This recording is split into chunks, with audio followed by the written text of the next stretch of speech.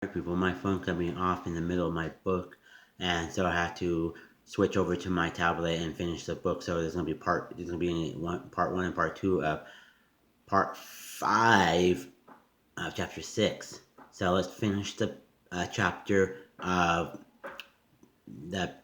of the chapter. Let me see. Make it to it. Chapter six, the peanut butter sandwich. So we're gonna finish that chapter right now. Let me get to that page right now.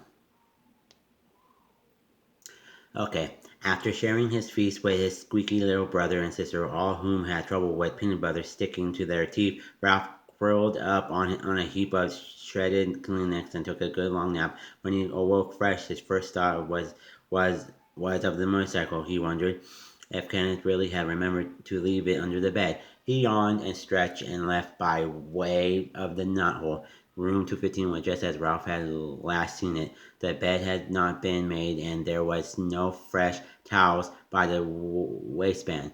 Ralph ducked under the sheets and blanket that had been tumbling off one side of the bed, and there in the dim light he caught the gleam of the chrome exhaustion pipes. Kenneth had trust himself after all. He walked across the carpet and took hold of his hand gripped once more. They left just right in his paws, and he longed to be off, speeding around the thread bar spot on the carpet. But promise was promise.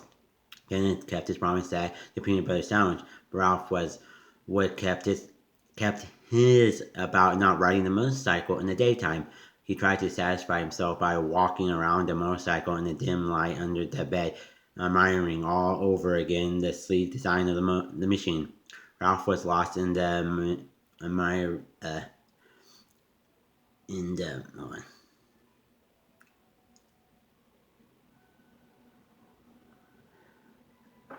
appreciation and daydreaming of speed and power when suddenly the door opened and the maid entered. It was too late to make a dash for the mouse hole. The maid stripped the blankets and sheets from the bed, shedding an unwelcome light on the Ralph and the motorcycle. Her feet in white sneakers moved slightly as she gathered up the sheets and pillowcases and towels and dropped them with a soft plop beside the open door. The next thing Ralph knew, he was hearing familiar and dreading footsteps coming down the hall. Steps he had learned to fear when he was a tiny mouse. It was the head of housekeeping, the woman who was in charge of all the maids in the hotel. He recognized her step, and he recognized her shoes snout.